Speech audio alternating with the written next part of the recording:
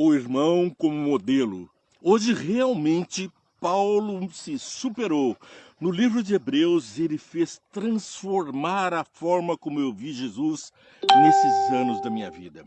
Agora sim eu compreendo um Jesus homem, um Jesus meu irmão, um Jesus que nasceu menino numa manjedoura, que cresceu dependendo de estudar a palavra de Deus, de obedecer pai e mãe, de guardar os mandamentos de Deus, de buscar em Deus forças. Ele era um homem, um menino, aquele ser humano que, como homem, venceu o mal. Agora sim eu compreendo o amor de Deus e a força que ele deu a Jesus Cristo quando a comunhão fez com que eles caminhassem juntos. Logo de início, o nosso Jesus, o homem Jesus, como eu, como você, de carne e osso, nascido de mulher, pequenina criança, se fortalecia dia a dia com a palavra de Deus, como eu e você podemos fazer. Jesus dá um exemplo de superação e de vencer o mal enquanto ser humano.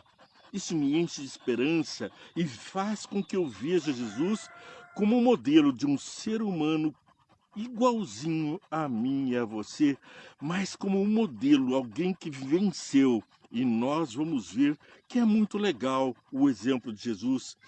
Ele lê, vê e entende a palavra de Deus. É o nosso programa Vê e Entende diariamente com você, para você curtir, compartilhar e seguir a programação. Compartilhe com os amigos e se inscreva no canal para receber diariamente as mensagens da palavra de Deus. Olha que verso lindo temos aqui em Hebreus, capítulo 12, verso 1 e 4, 1 a 4.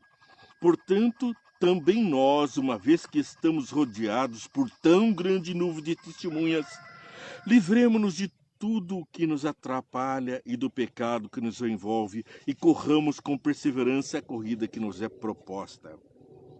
Qual é esta nuvem de testemunhas que Paulo está dizendo, senão aquela que ele recita um pouquinho antes, no capítulo 11 de Hebreus, versos 8 a 19. Ali ele vai citando um por um dos patriarcas, vai citando aqui Abraão, que venceu pela fé, e diante da prova também Isaac ofereceu-se pondo em sacrifício.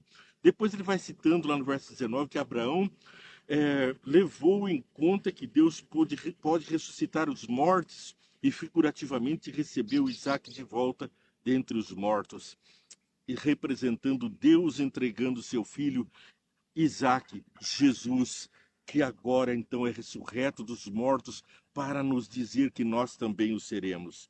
Pela fé, Jacó, na beira da morte, abençoou cada um dos filhos, José o adorou. Pela fé, José, e assim segue, um por um, Moisés, pela fé, Moisés, já adulto, recusou ser chamado filho da filha de Faraó, preferiu ser o príncipe no deserto, nas aflições desse mundo. No sofrimento, Moisés se aprimorou, Jesus também, eu também, você também. No mundo teremos aflições, mas temos bom ânimo. Jesus venceu o mundo como homem e nós também venceremos. Continua aqui o capítulo 12, depois de esclarecermos quais são as testemunhas, os muitos profetas, os livros da Bíblia, a mensagem de Deus para nos salvar, continua o capítulo 12 a dizer: tendo os olhos fitos em Jesus, autor e consumador da nossa fé, portanto, é em Jesus que cremos. E ele consuma em nós a fé, porque ele nos deu toda a força para crer. Ele praticou obras de caridade, ele multiplicou o pão, ele ressuscitou mortos, curou os enfermos, restaurou a vista para que nós víssemos a palavra de Deus, abriu os ouvidos, efatá, para que nós possamos ouvir a palavra de Deus, e traz a nós todo o conhecimento do Pai. É assim que nós vemos o nosso irmão de carne e osso. Quando o vemos, vemos o próprio Deus. E quando as pessoas olham para você, quando elas te enxergam, quem elas estão vendo? Estão vendo Jesus? Estão vendo Deus em você? Ah, talvez um pecado faça de mim um pecador e as pessoas tenham do que me acusar. Satanás, o vil acusador, não perde oportunidade. Mas o convite é de que ele, o nosso grande capitão, venceu. E continua aqui, tendo os olhos fitos em Jesus, autor e consumador da nossa fé. Capítulo 12, verso 3. Pensem bem naquele que suportou tal oposição dos pecadores contra si mesmo, para que vocês não se cansem nem desanimem. Para que eu, Luiz, não canse nem desanime. Tem dia que parece que a gente não vai mais aguentar. Dá vontade de largar tudo para trás. Hoje ainda estava falando com um grande amigo e o Dario estava dizendo para mim das dificuldades dessa vida, das tentações, dos tropeços, dos maus e do mal e do pai do mal de Satanás que ele coloca. E eu vinha dizendo de como ele faz isso para nos tirar do caminho da perfeição, de nos tirar das boas obras e focarmos em nós mesmos, autopiedade, autocomiseração, a tristeza pelos percalços da vida, pelas dificuldades, uma a uma sendo enfrentadas, nos fazem muitas vezes sossobrar, querer desanimar. Mas aqui está o nosso capitão, o grande vencedor. Aqui então continua, pensem bem naquele que suportou tal oposição dos pecadores. De mim também ele suporta a oposição quando eu não obedeço os seus mandamentos. Porque ele disse, se me amardes, guardareis os meus mandamentos. Mas eu, muitas vezes, não guardo os mandamentos. Será que eu não amo Jesus? Será que eu não estou vendo as boas obras dele para poder copiar? As pessoas não estão vendo o que eu estou fazendo como Jesus, estão vendo o que eu estou fazendo como homem e muitas vezes como seguidor dos maus? Os maus se põem à frente apenas para nos mostrar que temos que olhar adiante. Veja o verso 4. Na luta contra o pecado, vocês ainda não resistiram até o ponto de derramar seu próprio sangue. Ainda não. Nós ainda não derramamos o nosso sangue e já estamos reclamando. Mas as testemunhas recitadas no capítulo 11, muitas delas derramaram seu sangue. Foram apedrejados, crucificados, Paulo açoitados, suportou naufrágio, picada de cobras, todo tipo de cilada Satanás atacou a Paulo. E também atacou Jesus, e também ataca você. Mas nós temos um capitão que vai à nossa frente, o grande vencedor. Vocês se esqueceram da palavra de ânimo que ele lhes dirige como a filhos? Meu filho, não despreze a disciplina do Senhor, nem se magoe com a sua repreensão. Pois o Senhor disciplina quem ama e castiga todos aqueles a quem aceita como filho. Assim como Jesus se aprimorou como ser humano para obedecer ao Pai pelo sofrimento, também eu repreendo e castigo a todos quantos amo. Você é a prova do amor de Deus, mesmo quando ele vem para nos repreender. Hebreus 2:13.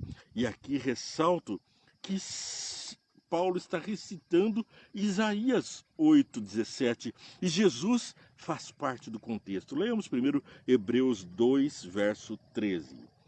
E também nele porei a minha confiança. Novamente ele diz, aqui estou eu com os filhos que Deus me deu.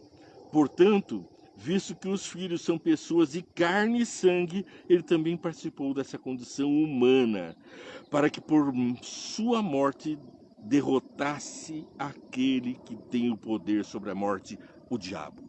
O diabo foi derrotado por Jesus, tem poder sim sobre a morte. Ele leva os seres humanos à morte, porque o salário do pecado é a morte, e quando nós pecamos, entregamos a ele o cutelo para nos matar. Mas o nosso grande Salvador morreu pela porta arrombada. Satanás não tinha poder sobre ele e agora ficou devedor no universo.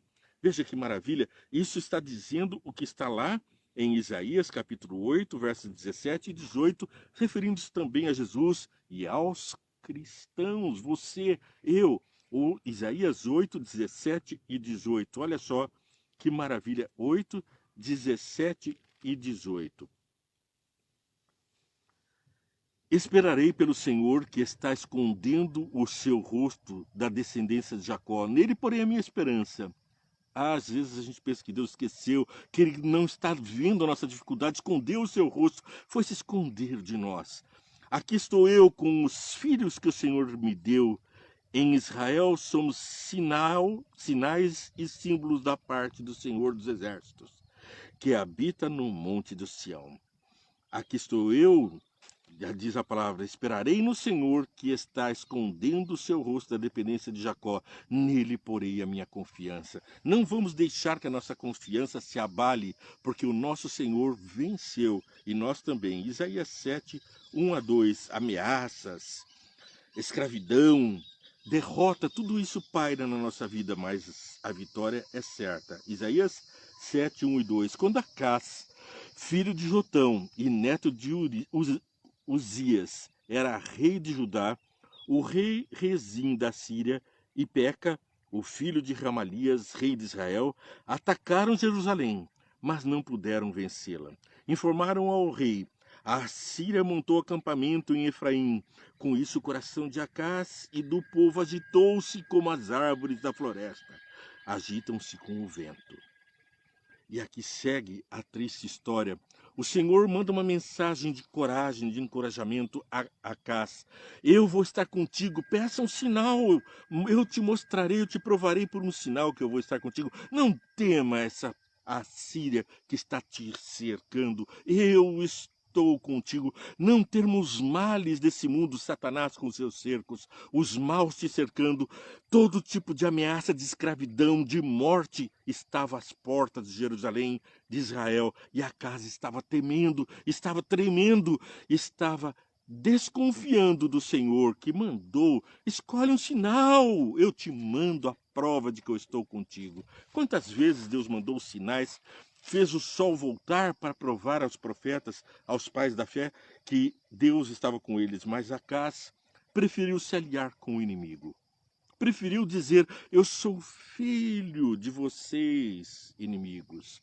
Não me tenham por inimigo. Eu vou obedecer a vocês. Não obedeceu ao Senhor. E agora nós vemos Hebreus 1, verso 13. O qual dos anjos Deus alguma vez disse: senta-te à minha direita até que eu faça dos teus inimigos uma questão para os teus pés. A gente olha para os inimigos, as fortalezas, as dificuldades. Montanhas são montouros de pedra no nosso caminho e desanimamos. Mas outras pessoas sobem por sobre essas pedras e fazem delas um mirante para a frente e para o além, porque a só rocha que caminha com eles é Jesus. Ah, se eu pudesse caminhar com Jesus! Não tinha pedra de tropeço. Jesus, a rocha eterna, faz verter água no deserto. Jesus não é a pedra que nos alicerça, não a pedra de tropeço.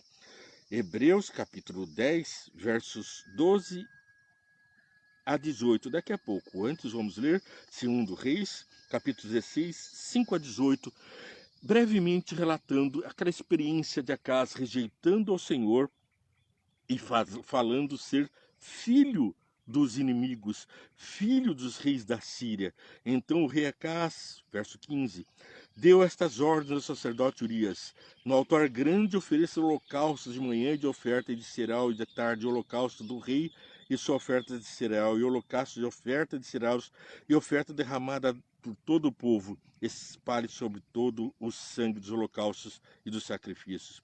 Mas utilizarei o altar de bronze para buscar orientações. E o sacerdote Urias fez o que rei Acás tinha ordenado. Ele buscou nos inimigos, em Satanás, a solução. Eu te dou um sinal que vou estar contigo, diz Jesus. Mas nós viramos as costas e buscamos, dentre o inimigo, aquilo que pode ser um nosso grande derrota. E o resultado final veio com uma desolação. Aos quais eles se aliaram foram os mais perversos e sanguinários depois, quando precisaram deles realmente. Encurtando a história, vamos para Hebreus capítulo 10, 12 a 13. 10, 12 a 13. Pelo cumprimento dessa vontade, fomos santificados por meio do sacrifício do corpo de Jesus Cristo, oferecido uma vez por todas. Então nós vamos ver que nós temos um Jesus que ofereceu sacrifício suficiente uma vez por todas. Dia após dia, todos os sacerdotes apresentam-se e exercem os seus deveres religiosos. Repetidamente oferecem os mesmos sacrifícios que nunca podem remover os pecados. Mas quando esse sacerdote acabou de oferecer para sempre um único sacrifício pelos pecados, assentou-se à direita de Deus. Os sacrifícios de cordeirinhos todos os dias os sacerdotes traziam, mas todos os dias tinham que oferecer um sacrifício pelos seus próprios pecados. Mas Jesus, que não teve pecado, ofereceu uma única vez o suficiente sacrifício para a nossa eterna redenção. Daí em diante, verso 13, ele está esperando até que os seus inimigos sejam colocados como estrados dos seus pés. Você ainda tem dúvidas, ainda balança o seu coração? Confia no Senhor, entrega o teu caminho ao Senhor, confia nele e o mais ele tudo fará. Põe o Senhor à prova. Hoje é o momento. Escolhe a quem servir. Se ao Senhor, segue. Se a Baal, aos afazeres deste mundo te preocupam, te sossobram, te enterram num monte de problemas, onde está a tua fé? As nossas testemunhas de Jesus já mostraram que superaram todos os sacrifícios. Jesus superou todos os sacrifícios na cruz, por mim e por você. Vem, entende todos os dias para você seguir, compartilhar, ouvir a palavra de Deus.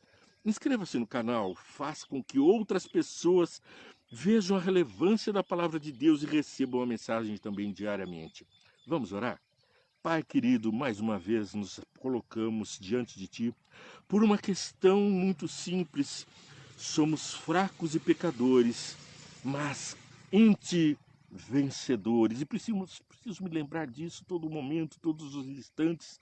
E quero que o Senhor também lembre aos meus amigos que estão participando desse programa, assistindo esse programa, que o Senhor é o grande vencedor, o nosso grande general, o capitão que vence a batalha, que venceu a batalha, esmagou a cabeça da serpente. Agora, Senhor, fortalece a nossa fé.